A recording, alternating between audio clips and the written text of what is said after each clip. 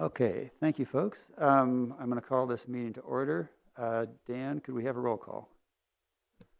Taylor. Woken. Gotcha. Vintage there not. Vintage there not. Goss. Here. Harper. Loxon. Here. Rodriguez. Here. Chair Summers. Present. Thank you. All right, can I have a motion to approve the minutes from August 2nd? Okay, Jenny, Second. and a second from Mr. Goss. All in favor signify by saying aye. Aye. Opposed, same sign. Motion carries. Public participation. Do we have any members of the public here that would like to speak? All right, we will, sorry? Oh, I'm sorry. Clearly, I'm jumping a little bit too fast ahead here. All right. Thank you, Mr. Goss. Can I have a motion to approve the minutes? Mr. Goss has made the motion. Ms. Taylor makes the second. All in favor signify by saying aye. Aye. Opposed, same sign. Motion carries. Now, public participation, of which no one has raised their hand, so we will move on to communications. Are there any communications from committee members? Seeing none, we will move to new business. Item 6A, update on the satellite jail HVAC replacement. Dana, you can lead on this, please. All right. So finally, at last, our air handlers have arrived for the satellite jail project. We had our first meeting about restarting today. We will sit down again on the 20th of this month. We're the kind of the wait game, if you will, for the weather to cool down a little bit before we anticipate actually getting started. We did set a tentative schedule today, which we sent around to Carrie, Captain Vogus, and the sheriff and chief deputy. They are all invited to the next meeting, which will be on the 20th. But we anticipate restarting the 26th of the month. Davis Houck, our contractor, it'll take them 3 to 4 full days of prepping, getting ready to take down one of the air handlers. We will start with air handler number 1, which supplies heat and AC to the kitchen, which will have the least impact upon any of the inmates or staff in the building. We picked that one with Captain Vogus' request as well, that we start there. That gives us a good idea as we go through taking the old unit out of service and then getting the new electric for the new pumps and some lines from the chiller hooked up. See how long it will take.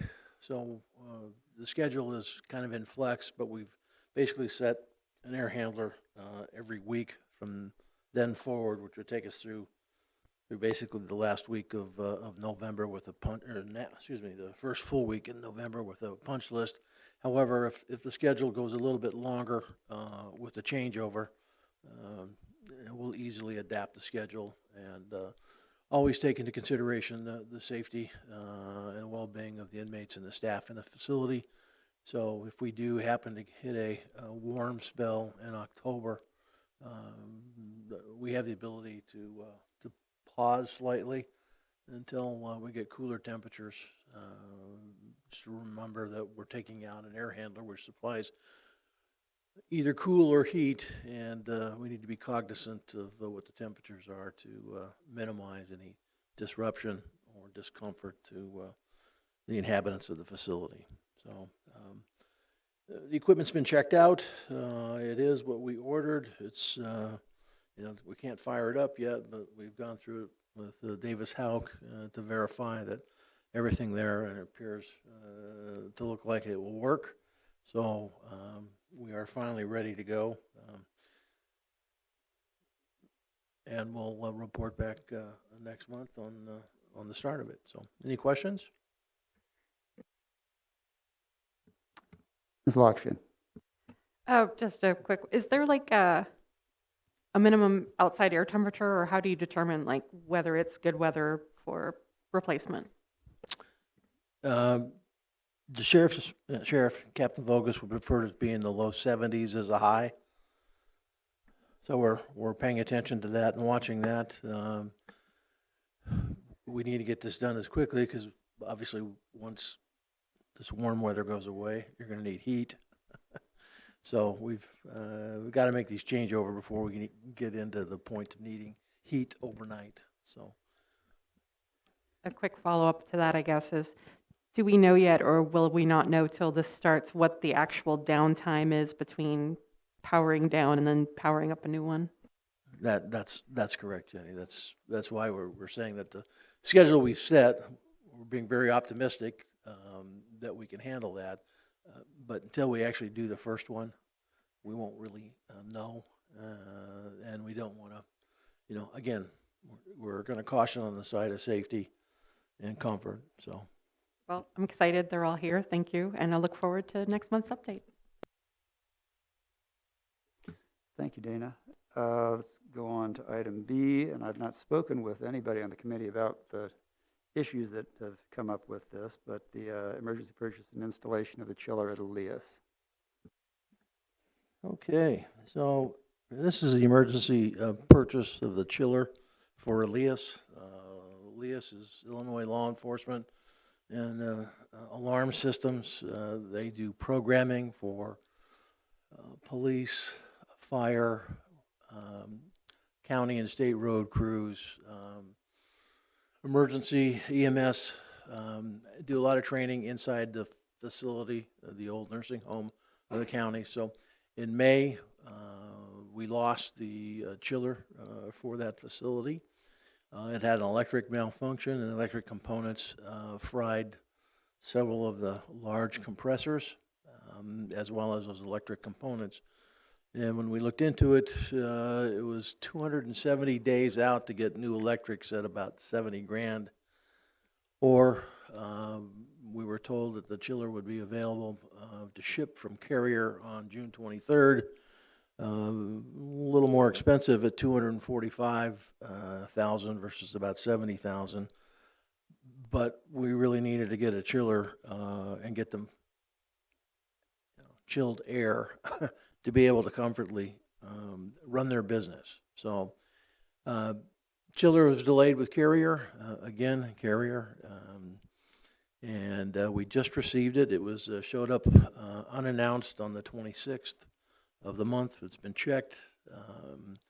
All the components seem to be in place, so we don't know that it will fire up, but we're pretty confident that it will. So they will actually start installation tomorrow. They've already dropped off equipment, crane showing up, I believe, tomorrow afternoon to take off the old one and then lift in place the new chiller. It'll take probably 3 weeks for full installation. Carrier's been scheduled to arrive about 10 days from tomorrow for the official startup, which I believe is the 19th.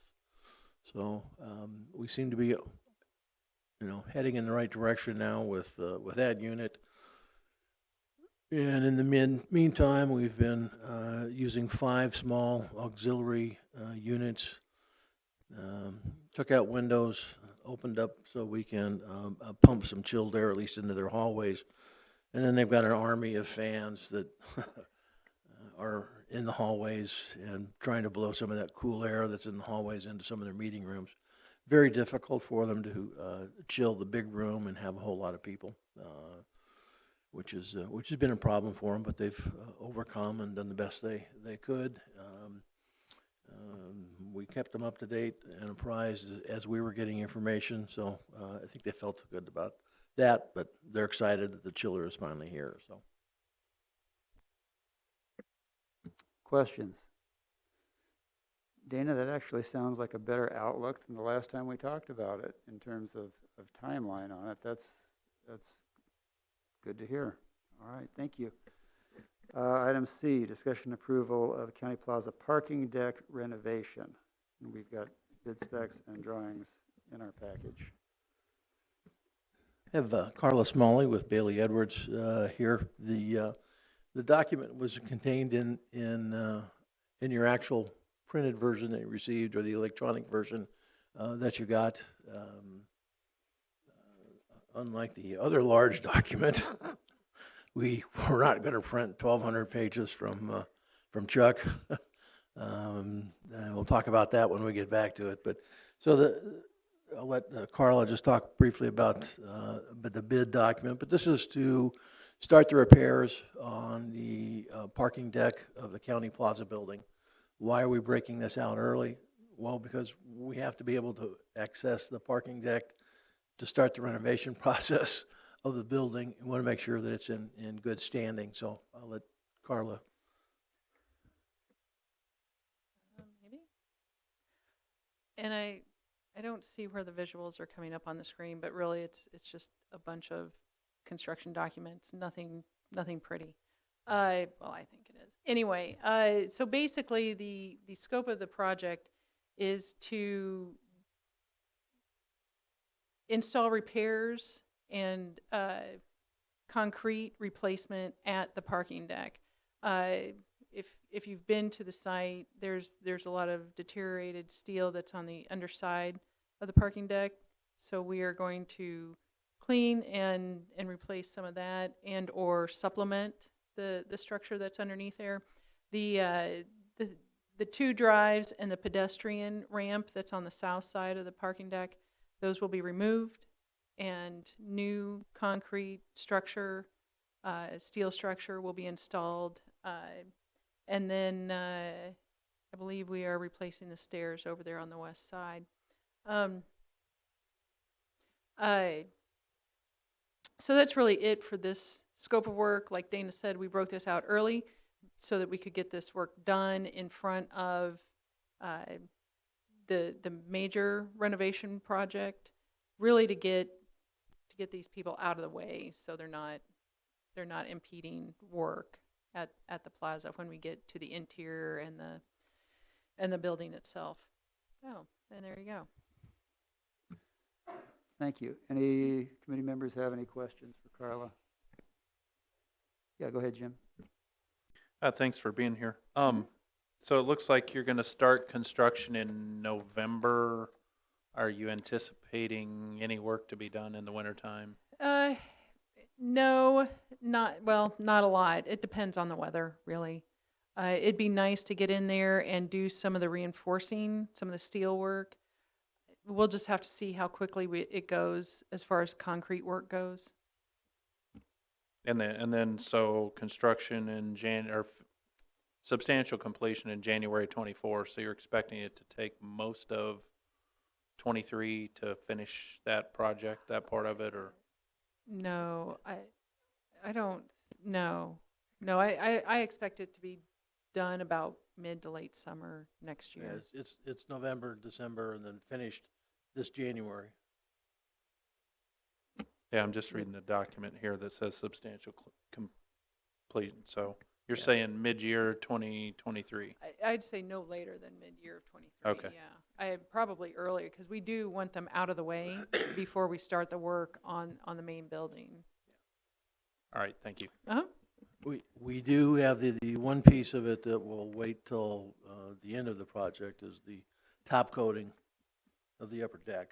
We're not going to touch that until after the renovation project is 100% complete, just because we don't want to put a new top coat on there that waterproofs it and then have a bunch of construction equipment on it. So you don't think the construction contractor would be gentle with the surface, Dana? That's a joke, sorry. Nothing. Okay, thank you, Carla. I guess we're going to talk to Chuck next on the satellite jail consolidation, design, development, budget, and schedule. Thank you for coming, Chuck. Yeah, thank you. We are nearing completion of the construction documents phase. How many pages, Dana? 1,700, did you say? 1,200?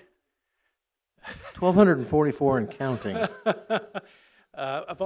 We've also got about 160 sheets of drawings too that will be going out to bid. But I believe the schedule is in your packet. So there's some events coming up here. We know that you're discussing the PLA agreement, and originally we were going to go out to bid about the 15th, but we thought it best to wait for that language of the PLA. So we're assuming that will be approved on the 22nd of September, and then we would incorporate that in our documents and go out to bid on September 27th. Then the next event would be a pre-bid conference, and that will require some coordination with the jail staff, because we would like, since there is some renovation in the existing jail, for contractors to see that firsthand. So we'll be scheduling that for November 2nd, October 13th, and then have bids due on November 2nd. That gives us a couple of weeks to kind of scrub them, talk to the low bidder, make sure the low bidder has everything covered, feels comfortable with their bid, and then recommend that low bidder to the county board on the 17th of November for approval of the contract. And then there'll be some administrative work to do after that with getting contracts signed and insurance waivers collected and that kind of thing. So notice to proceed in early December, and our best estimate is that it's about an 18-month construction period, so roughly middle of 2024. So when we're thinking substantial completion would occur. Questions from the committee?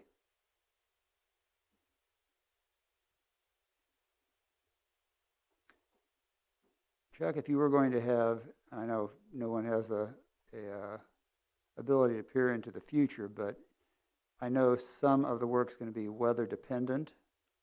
So are you assuming that it's going to be a later, are you taking into account the possibility of bad weather in making that projection, or are you assuming that everything will be able to move rather seamlessly, and weather permitting, we'll be able to still hit that deadline?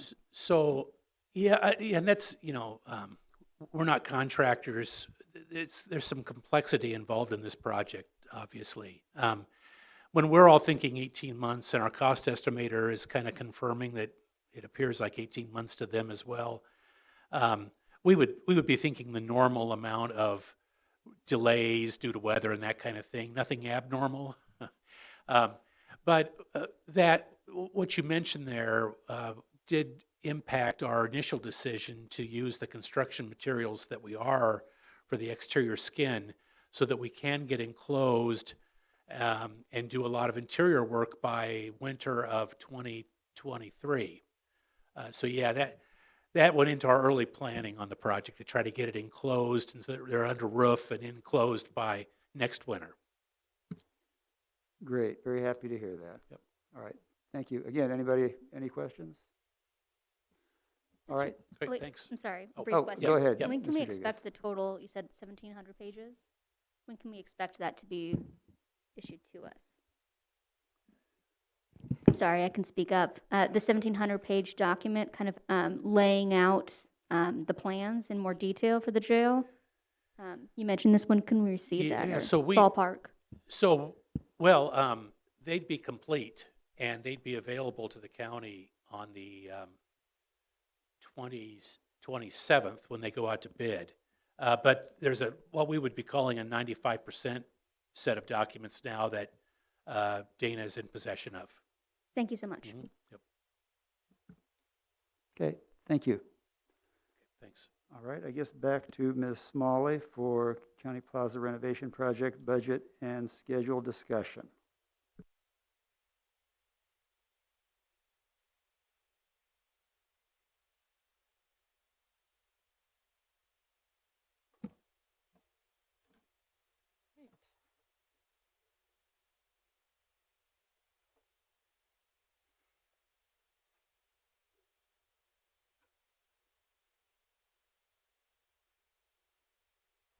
So I think this was the parking deck project. I was thinking I was going to be talking continuously between the two. Anyway, the kind of what we've been talking about at, just give you an update on the plaza itself. We've been looking at some wayfinding, looking at how people are going to find their way, obviously, through the building to their departments, not get lost. So these are some of the images that we presented to the core design committee about 2 weeks ago it was. So there's a layering of imagery. This is going to be one of the main walls that you'll see when you walk into the plaza building from that south entryway. And obviously a directory. There will be wayfinding at the elevators and at each one of the desks, the help desks as well, or not the help desk, but the department desks. And then on the upper floors, when you get off the elevator, there will be a wall similar to this that kind of points to what services are on that level. So I just wanted to share some of that imagery with you. Again, the stakeholders, they've not changed. Floor plans are coming along. Everyone, I think, has pretty much stayed on their same floor. There's no building shuffles this month to talk about. I think you had these in your board packet. So I didn't know if there were any questions specifically on those that we could address now. Go ahead, Jenny. My question goes back to the last slides, the design. Mhm. Has anybody who's on the design committee, is there anybody on the design committee who is not like a county employee or hired, not elected official? I'm just curious if like somebody who has no background in county business might review that and walk in and say, or say like, okay, I get this. You know what I mean? The core design committee is comprised of Dana and Darlene, and then elected officials. So I'd really like to see somebody who's not connected to the county review it, if possible, just to see how somebody's brain works who doesn't see this stuff every day. yeah, we can. Jenny, are you referring to the wayfinding information? Yes, yes. Yeah, Just, valid I mean, point. because like not Absolutely. everybody knows what all that means, and the people who see it every day definitely know what it means. So I would just like an outside perspective if we can get that. And again, this is, I mean, ahead, this is Emily. can you hear me? Are you going to interrupt and say, okay. Again, this is a massive investment for the county. So this visual information is deeply important.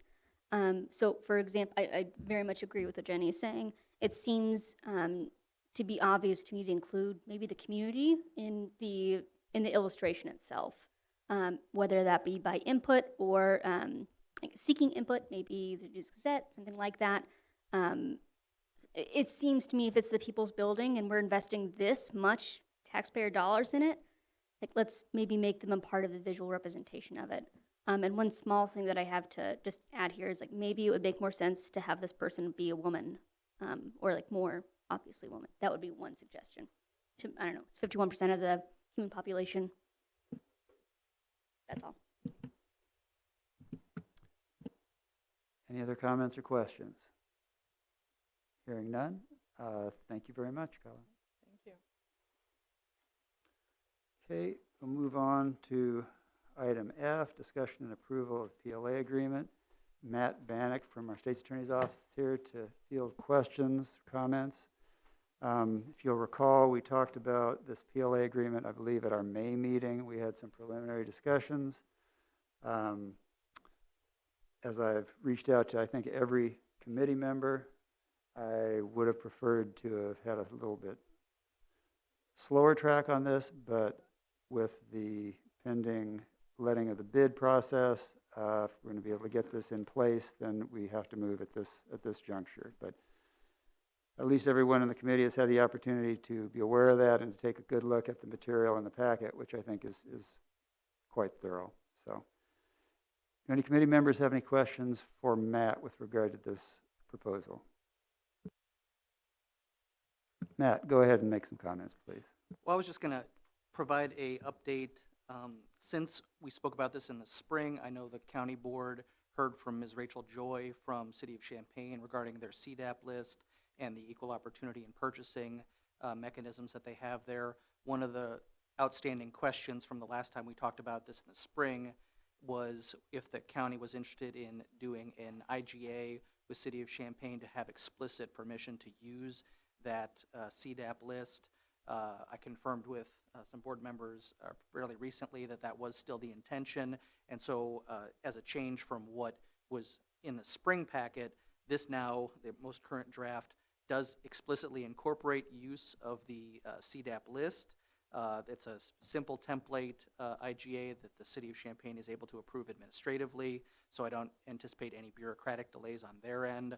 I've already spoken with City Legal, and they're okay with the present way that that is. So those were 2 additional pages that are added to the overall packet, and that can be done kind of separately from the PLA plus EO mechanism, but you can't do the PLA EO without the CDAP list as currently drafted. So those 2 are presumed to go hand in hand because it is my presumption, at least for assisting in drafting, that you want to have the equal opportunity mechanisms explicitly encourage use of the CDAP list. City of Champaign, the agreement that they have with Urbana was and is that it's a $5,000 per year agreement to pay for use of their list. That seems pretty decent as far as not having to create the same thing from scratch. It would be useful for everybody in the community, and so it would be multiple governments pointing to the same list, and so that only required a small addition in terminology. Other than that, the packets were same as was discussed in the spring with the various components.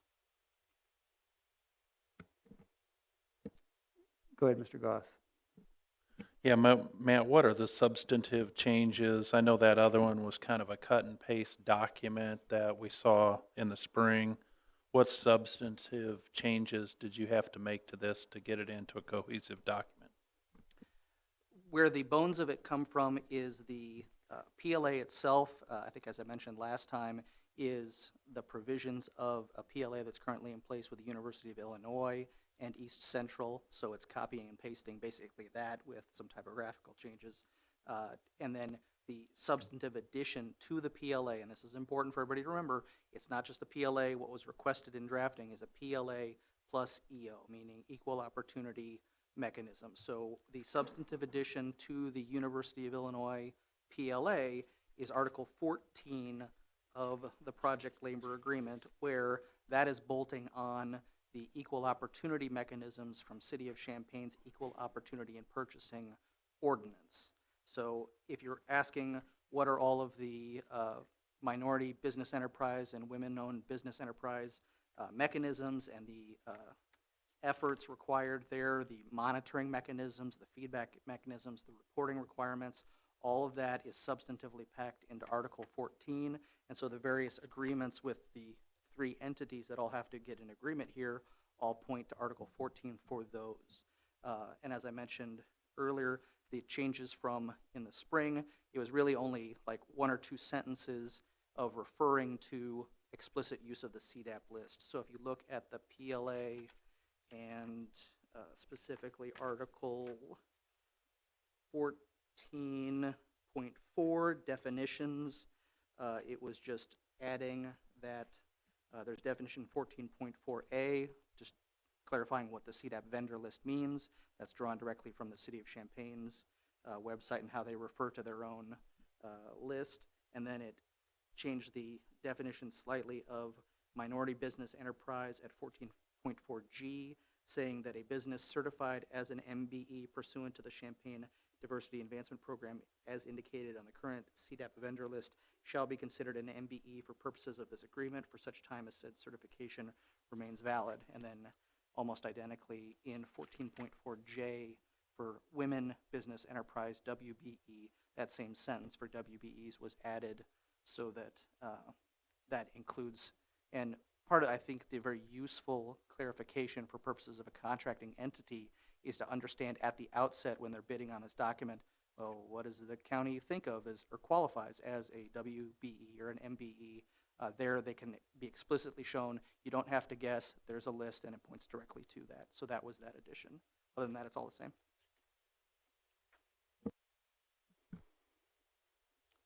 Ms. Rodriguez. Thanks. I'm very glad to see that this is getting some legs to it. This has kind of been my, this is the main thing that I wanted to accomplish in my first term on the county board, and I'm immensely proud of it, and thank you so much for the work that you've done, Mr. Bannock. The first question that I have, and this is, I want to invite Jenny Lockshin to comment as well, is the possibility of adding veterans, possibly as a group for, I'm sorry, how do we have it worded here? For the EO opportunities. I don't think that that's up. I don't think that that is listed in the Champaign, City of Champaign's document. Is it not? I think it was. I think that was Okay. why I was asking initially why we weren't, because that they were tracking minority status, women, and veteran status. Okay, excellent. Thank you. And the next question that I want to ask is kind of, did you want to add on to that? I'm so sorry. Nope, go ahead. Okay, great. So the next question that I have is really anticipating a question from another member of the county board, and that is the differences between the authority of the school district, Unit 4. We've looked at that as a something worth emulating, and the authority that the county has. Do you have anything to add on, like the differences? Like, why could we not copy and paste, say, for example, from the Unit 4 district into this one versus the University of Illinois? Am I making it clear?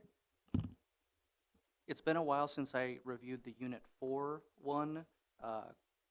If I recall correctly, the university one I thought was just more complete, better drafted. It was more clear to me as to what the requirements are that they're imposing. And I think as I discussed back in the spring, we've just got to be really careful of recognizing what we are or are not, or what the requirements are or are not for this type of project labor agreement for that component of it. As I clarified before, this is not pursuant to any specific statute. It is not pursuant to a federal bidding requirement. It's not pursuant to anything that says, okay, if you use these funds, it has to have this thing, so these requirements aren't passed down to the county from a higher authority. It's the county choosing to implement those specific things just as a policy goal of a way of advancing your particular policy goals.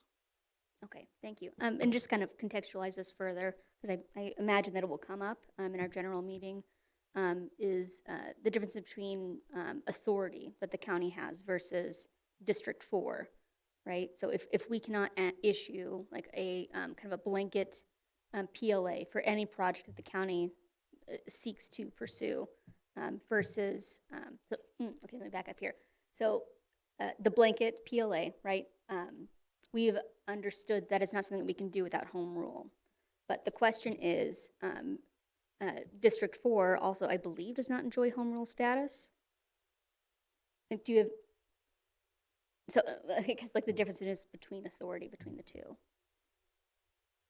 Well, one of the important things to recall is that, I mean, since the county has never done this before, I would highly recommend that you do it iteratively, meaning that instead of saying at the very first time that it's attempted by the county to do a blanket PLA saying we will absolutely do this for everything without knowing if it's going to work on a day-to-day, week-to-week basis, what I would strongly recommend is doing it per RFP to RFP. So the whole structure as it's been drafted is saying, and you can repeat this over and over, and that's why the packet that's been presented is kind of plug and play for, okay, for this project, the county board, you have a couple sentences that say we're going to do this. Everything else is the same other than filling in the RFP and the project name as you go iteratively.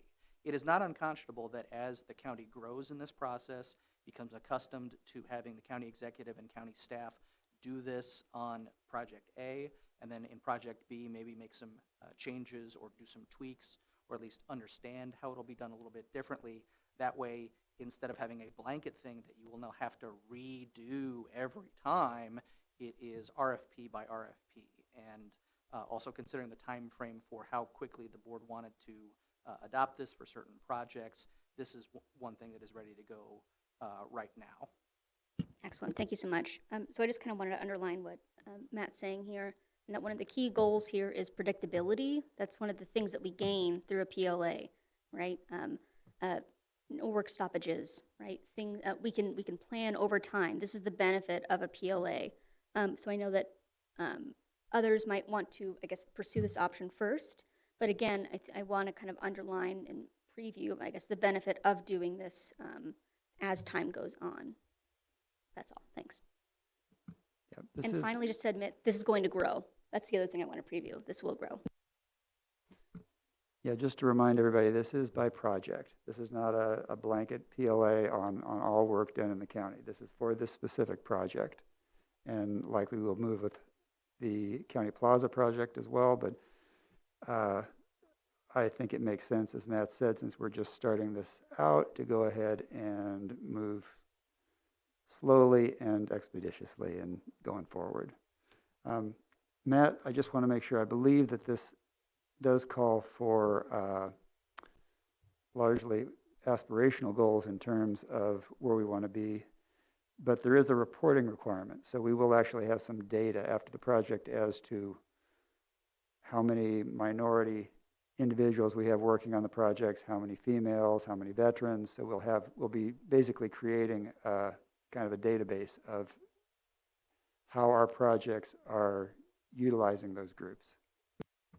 Yeah, that's important to focus on. I mean, really, people who are interested in how you're advancing this particular policy and pursuing these goals, you really just need to read Article 14, and every line, every paragraph, go through and say, okay, we're doing this and this and this, because it's so easy when we're talking in general to over-summarize and oversimplify.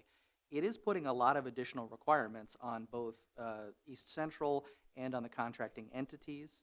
It's a policy choice by the board as a whole, presuming you vote for this, to say we want to, or we are choosing to, add this additional layer of complexity on top of your contracting and construction work process to, if you choose to do so, then get those additional benefits, being pushing these various levers and requiring these additional bits of data, which are extensive if you actually go through all the things, to get from your contracting entities and from the union their responses to these particular efforts.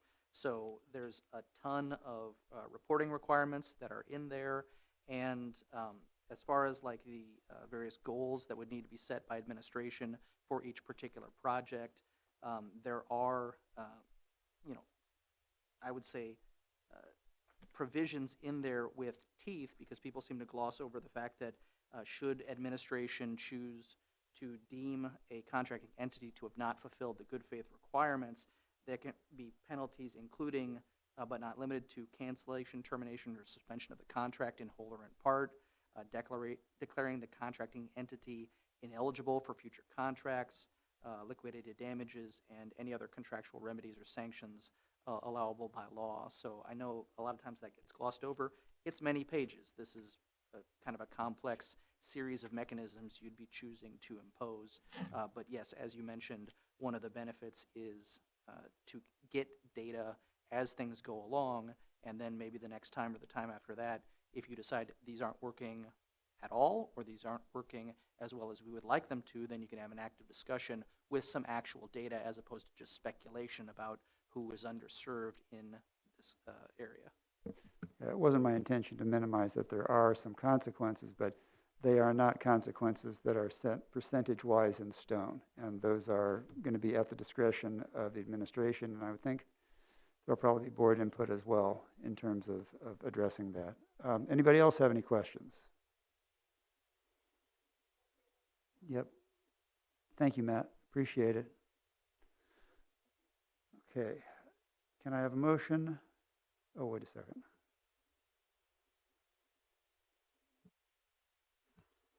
Yeah, we did not formally approve item 6C either, and we had to vote and approve that as well. So sorry folks, procedurally I'm falling all over here.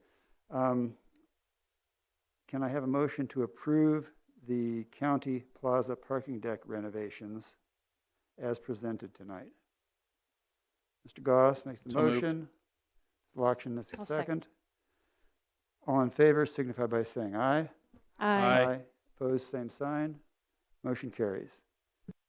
Thank you. Now let's move down to item F, to have a motion to approve the PLA agreement as proposed and presented. So moved, Ms. Rodriguez Rodriguez. has made the motion. Ms. Taylor makes the second. All in favor signify by saying aye. Aye. Opposed, same sign. Nay. Okay. I could call for a roll call, but I count two, and it would just be a waste of time. Sorry. Unless, Mr. Goss, you are in the, you don't care. All right. Motion passes. All right. Item G, update and discussion of the courthouse parking lot. We have attached information. All right. Back at the beginning of the year, I brought to this committee the concept of changing our parking at the courthouse. We were 50%, it's 110 spaces, 55% staff, 55% or spaces for the public. And we eliminated the public aspect other than the ADA spots, which there were 7. Posted signage, had press releases, got maps for folks asking questions as they come in the door where to park. We've towed approximately 3 vehicles since beginning of May when this went into effect. And yet we still have, on a daily occurrence, a number of the public choosing not to read the signs, hoping to slip into the courthouse for 10 or 15 minutes, do whatever they need to do and get out. Unfortunately, we have allocated each and every spot in the courthouse to staff. And sometimes staff either are arriving late, coming from meetings, they go to lunch, they come back, and their spot is taken by a public member. It may be only for a very short period, but still they've got to go park elsewhere. We've created parking spots that are temporary for them across the street at County Plaza for right now. But I'm kind of the opinion at this point in time, and I think others from the courthouse would probably agree. I think we need to do a larger project at the courthouse. We need to be able to allow the public to come in into the ADA spaces, but go no further into the parking lot, and then I think bring the staff of the building in off of the south side of the street and put some parking motorized arms so that each of the folks assigned a spot can have a whether it's a fob or a card that has the arm go up for them. That to me resolves the problem. Yes, it'll cost a little bit of money to do that, but I'd like to hire a civil engineer, and draw this up, get a cost estimate, and see what we can do to shore it up. Matt, I don't know if you want to be put on the spot, but Matt parks there on a day-to-day basis. He can attest. He's had to relocate several times, and he knows other folks in the building have had to relocate. I'm not sure larger signs, as some people have said, is going to do anything other than spend more money on a larger sign, and you know, we can certainly do that, but I've got a price of about $4,500 to put 2 new larger signs in, and I don't think that's going to have the same effect. I'd rather put money towards some concrete barriers and mechanized gate arms and electronic access system that will function a lot better for them. Public can still drive through a wooden arm. We recognize that, but I think that would be pretty minimal. But I think that will resolve the issue or the problem that we're continuing to battle. I'm over there at least 3 times a day going through the parking lot, and there's 3 to 4 folks in there every time I swing through. And you know, we'll call the towing company, and it takes them 20 minutes or more to get out there, and by the time they usually get there, the vehicle's gone. So, but our staff member has had to relocate and had their day disrupted. So I understand the impact that it has on the staff, certainly. It's annoyance. Go Yes, ahead, ma'am. Jenny. Just a thought that just popped up for a possible, maybe lower cost solution. Do you think, I think all this, you said the spaces inside the courthouse lot are all allocated. Would it be possible for the time being to maybe have signage, I don't know, that at the County Plaza building that offers a couple of, 15-minute parking zones like they have at, a coffee shop where they say you have 15 minutes because you're picking up your mobile order or whatever. Just so they see there is something for that short term rather than trying to take somebody's assigned space. Well, several things. As we pointed out with the literature that we put together for you to review when you approve this, there's about 250, almost 300 parking spaces available to the public within a 3-block radius of. Yeah, I know, but if they're still I not understand. getting it is what I'm just trying to think of solutions for that. Our problem is, and we just approved to go out for a bid, we're going to take out of service the county plaza. Now, we've not defined exactly how we're going to use the lot there for the future. Our intent is to put the additional people that are still having to park at where Save-A-Lot was in there, as well as the staff that are relocating from this building.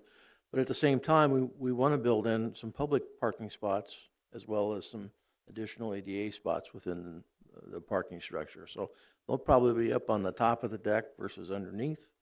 So at this time, I think it's hard to do what you're suggesting, Jenny, just because we're hopefully going to send out a bid here and take it out of service pretty quickly. And at the same time, come up with hopefully a solution and a cost estimate to do it the right way. So. Oh, yeah, I get it. It's just, it's hard to think about spending money on the parking arms when we've got a packet full of all this other money that we're spending. I will add that I know Dana's spoken with me multiple times about the amount of time he's spending there. So we're also, we've got a cost in terms of staff time. I said when he initially put out the signs saying that it was not public parking, that anybody that was continuing to park in there was just not caring. And I agree with Dana, I don't want to spend more money on signs that I don't think are going to have really an effect. I too balk a little bit at the cost, but we're also looking at a cost to employee time as well, which does have a value to the county. So I think it would be to our benefit to at least let the engineering work get done, see what the cost will be, and consider moving forward. Because my understanding is too that when our employees their space is occupied temporarily, they're able to park over at County Plaza. Well, we're going to lose that option. So that's going to make it even more of a stressor for our staff. Just a comment. I mean, it's the call of the committee. Dana, are you asking for this you're able to go out and go ahead and get the engineering done within your budget and get a cost estimate, correct? Okay, all right. Does anybody else have any questions or comments about the parking situation at the courthouse? Okay, let's move on to the semi-annual review of our closed sessions. I think everybody has a chance to look at it. Our state's attorneys determined that our closed session minutes should remain closed. Can I have a motion indicating that this committee wants to keep these minutes closed? Okay. Beth has made the motion. Jenny's the second. All in favor signify by saying aye. Aye. Opposed, same sign. We have no presiding officers report. Our next meeting is October 4th. We have item 6C to go on the consent agenda, and we stand adjourned. Thank you very much, folks.